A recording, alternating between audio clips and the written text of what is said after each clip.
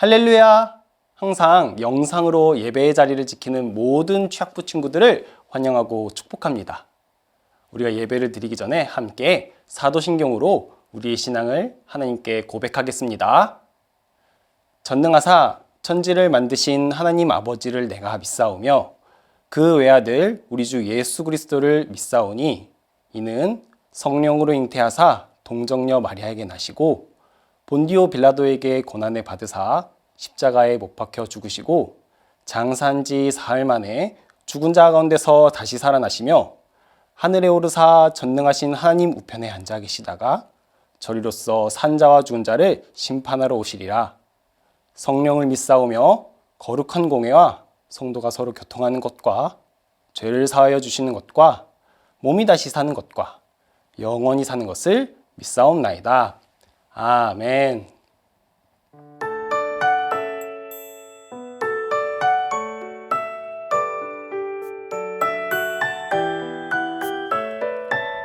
그가 그의 능력으로 영원히 다스리시며 그의 눈으로 나라들을 살피시나니 거역하는 자들을 교만하지 말지어다.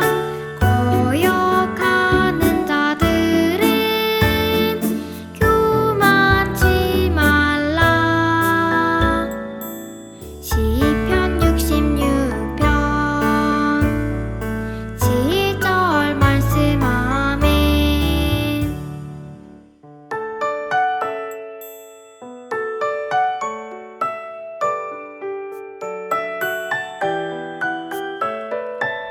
그가 그의 능력으로 영원히 다스리시며 그의 눈으로 나라들을 살피시나니 거역하는 자들을 교만하지 말지어다.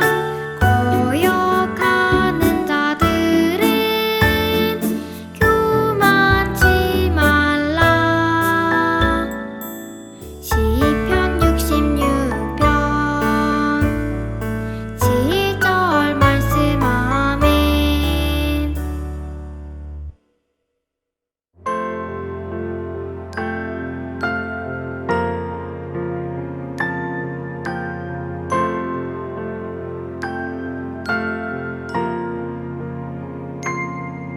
이는 한 아기가 우리에게 낳고 한 아들을 우리에게 주신 바 되었는데 그의 어깨에는 정사를 메었고 그의 이름은 기묘자라고 사랑 전능하신 하나님이라. 영존하시는 아버지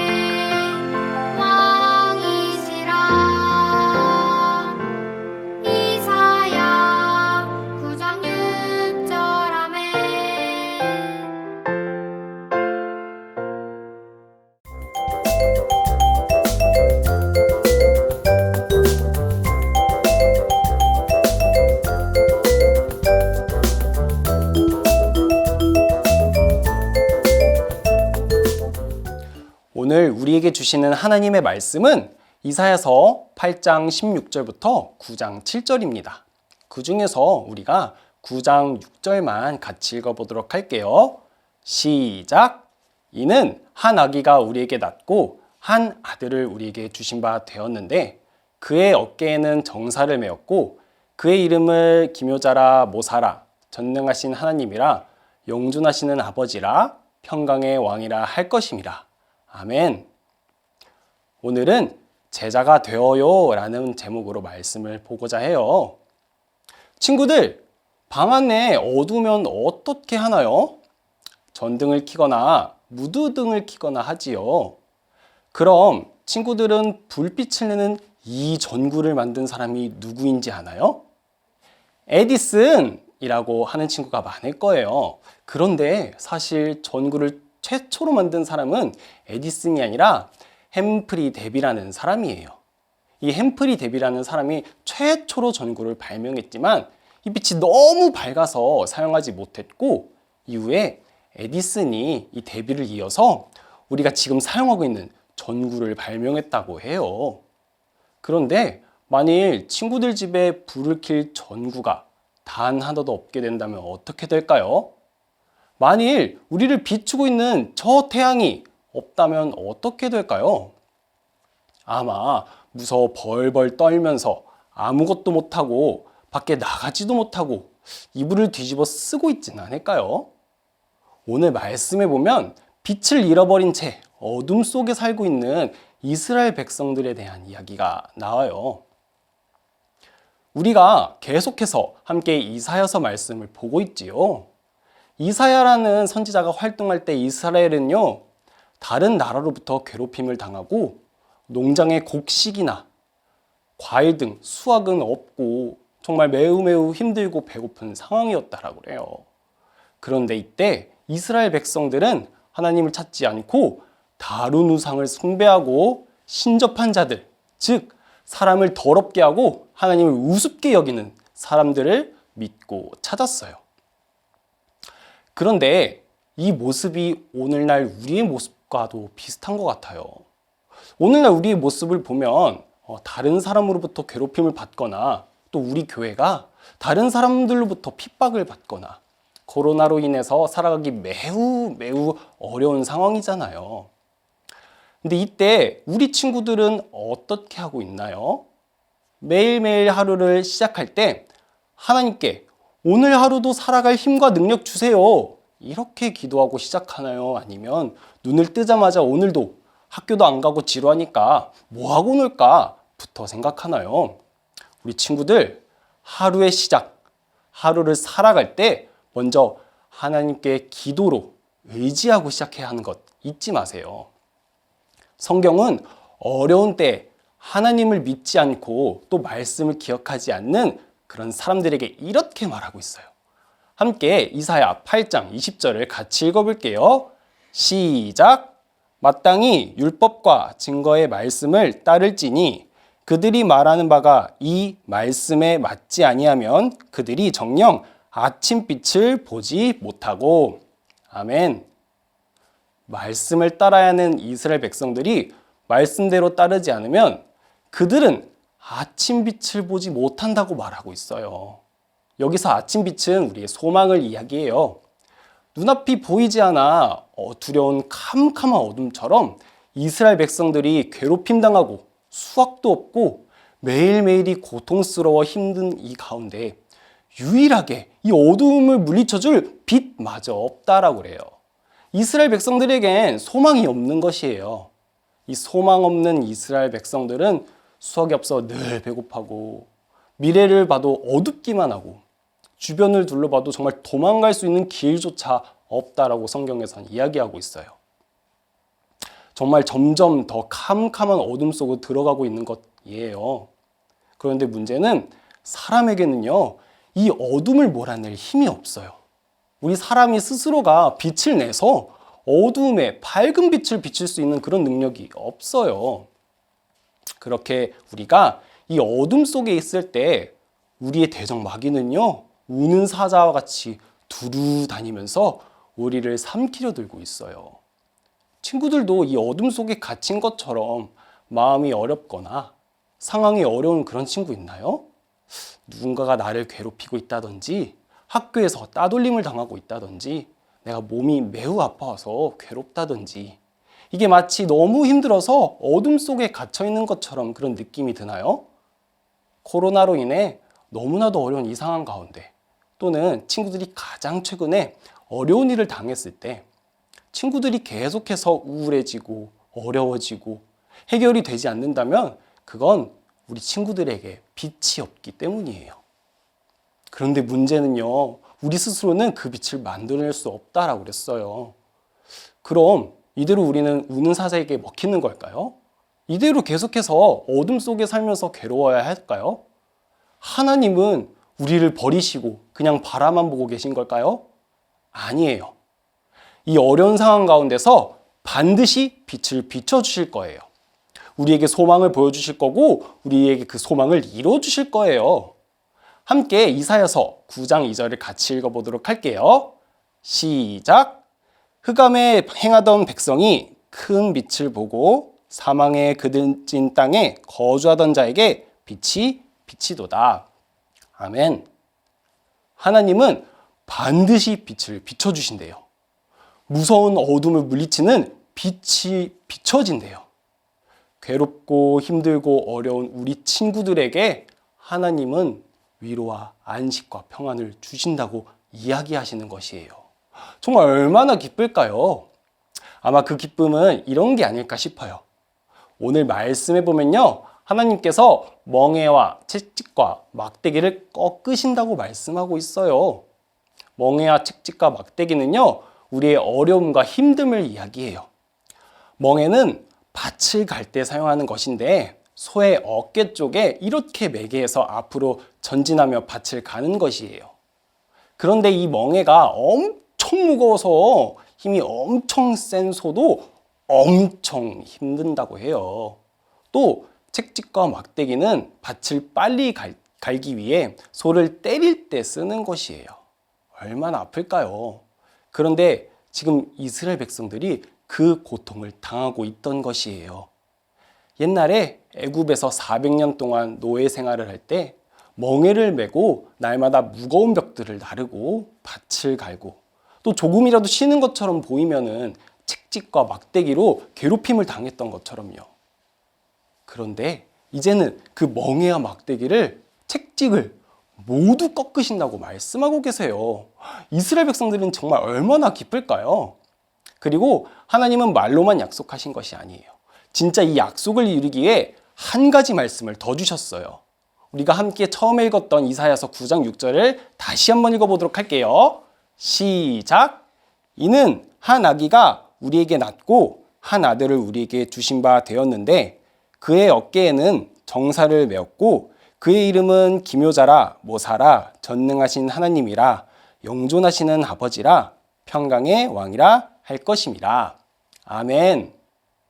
바로 한 아기가 이스라엘에서 태어난다고 하세요. 정말 엄청 대단하신 분인 거 봐요. 여러 가지 별명이 있는데 기묘자 모사는 우리의 마음을 알고 공감해 주시는 그런 사람을 말해요. 또 전능하시고 여호와이시며 평화의 왕인 사람이래요. 이 약속대로 진짜 유다 베들레헴에서 한 아기가 마국간에 태어났어요. 12월 25일 하면 생각나는 그분 누구일까요? 맞아요. 바로 임마누엘 예수님이세요.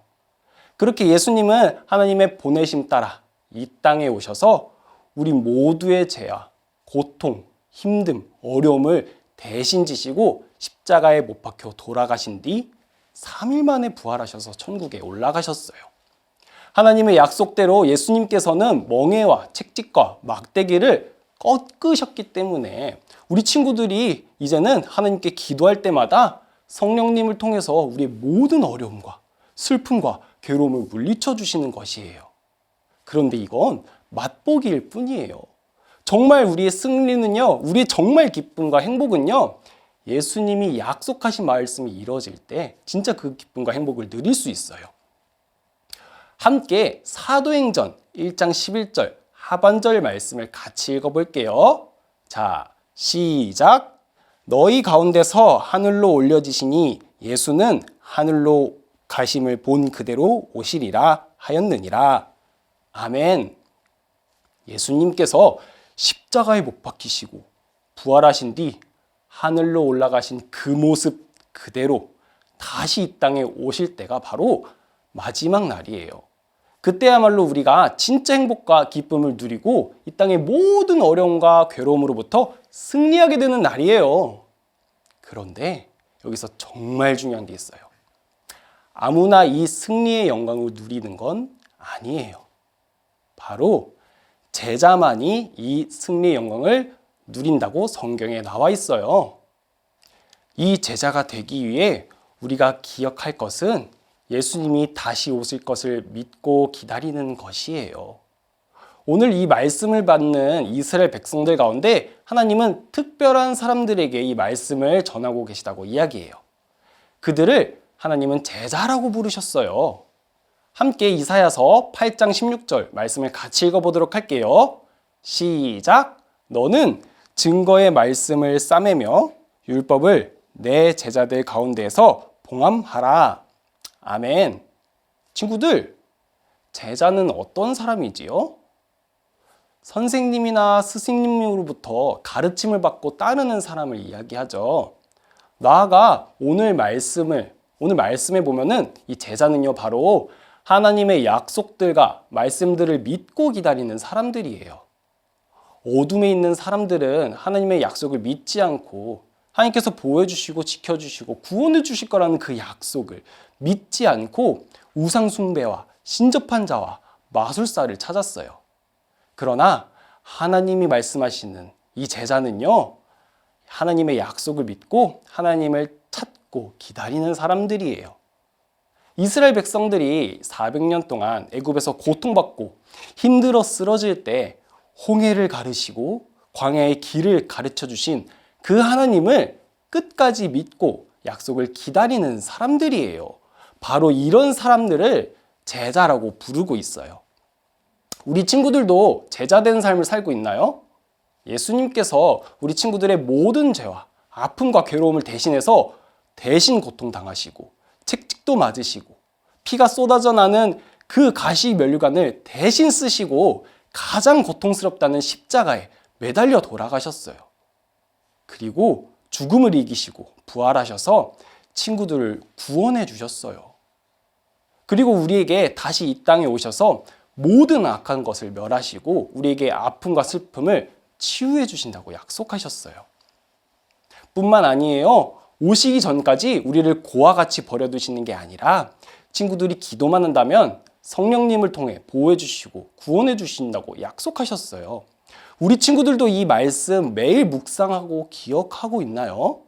친구들이 어려울 때, 마음이 우울하고 슬플 때, 포기하고 싶을 때, 코로나가 너무 거세서 아무것도 못한다고 느껴지는 지금 하나님만 믿고 하나님만 붙잡고 기도하고 있나요? 우리 친구들이 우리의 구원자이시며 우리를 살리시기 위해 자신의 단 하나뿐인 아들마저 주신 하나님의 사랑과 그 약속을 기억하길 바랄게요. 전도사님이 좋아하는 찬양 중에 이런 가사가 있어요. 삶의 한 절이라도 그분을 닮기 원하네. 우리 친구들이 이 가사의 주인공이 되길 바랄게요. 예수님이 우리 친구들한테 예수님이 다시 이 땅에 찾아오신다고 했던 그 약속과 말씀, 그 한 절이라도 믿고 의지해서 예수님을 닮기 원하는 그런 친구들이 되길 바랄게요. 우리 친구들 지금 어려운 시기를 우리가 함께 지나고 있어요. 학교에서, 가정에서 친구들의 마음이, 상황이 코로나로 모두가 힘들어하고 있는 이 시기를 함께 걷고 있어요. 그러나 우리가 꼭 기억해야 하는 것은 이 어려운 상황 가운데서도 예수님은 반드시 다시 이 땅에 오신다는 겁니다. 그때가 되면 우리 친구들이 지금 겪고 있는 모든 아픔과 슬픔들을 단 하나도 남기시지 않고 기쁨과 행복으로 바꿔주실 것이에요. 그때까지 우리가 이 친구들이 이 말씀 믿고 끝까지 기다리고 인내하는 우리 친구들이 되길 바랄게요. 만약에 우리 친구들이 지금 겪고 있는 상황이 매우 어렵다고 느껴지나요? 이렇게 보이는 벽처럼 앞을 봐도 뒤를 봐도 옆을 봐도 사방이 벽을 막고 있는 것처럼 답답하게 느껴지나요? 그럴 때는요, 우리 뚫려 있는 하늘을 바라보길 바랄게요. 하늘에는 하나님께서 우리 친구들의 기도를 듣고 계세요. 친구들의 기도를 듣고 하나님께서는, 예수님께서는 약속하신 대로 성령님을 보내주셔서 우리 친구들을 도와주실 것이에요. 우리 친구들이 또 예수님을 믿는 모든 사람들이, 그리고 전도사님도 모두가 하나님이 주시는 말씀을 기억하고 약속을 믿고 기도하고 인내하고 끝까지 하나님을 의지하길 소원합니다. 마지막으로 함께 기도하길 원합니다. 우리 같이 손을 모으고 눈을 감고 전도사님의 기도와 함께 기도해 주세요. 하나님, 감사합니다. 오늘도 말씀을 허락해 주시고 이 예배를 허락해 주셔서 감사합니다. 그렇습니다. 하나님, 오늘 말씀을 들었습니다.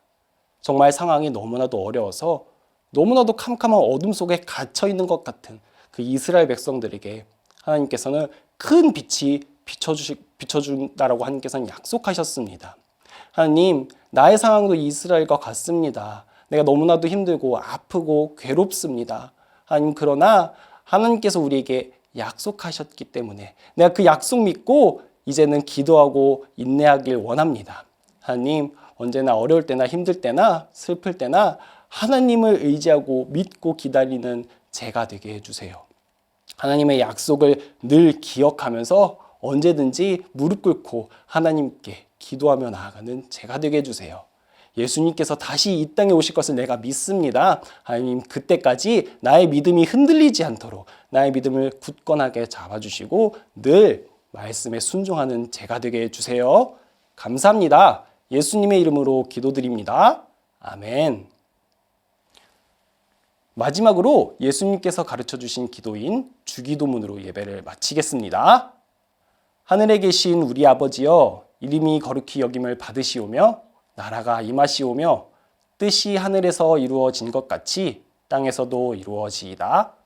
오늘 우리에게 일용할 양식을 주시옵고 우리가 우리에게 죄 지은 자를 사하여 준 것 같이 우리 죄를 사하여 주시옵고 우리를 시험에 들게 하지 마시옵고 다만 악에서 구하시옵소서. 나라와 권세와 영광이 아버지께 영원히 있사옵나이다. 아멘. 오늘의 예배를 마쳤습니다. 오늘 말씀을 기억하며 모두가 예수님의 제자가 되길 바랄게요. 말씀을 늘 기억하고 약속을 믿고 기다리고 기도하는 그런 사람들이 되길 바랄게요. 그럼 우리 친구들 안녕!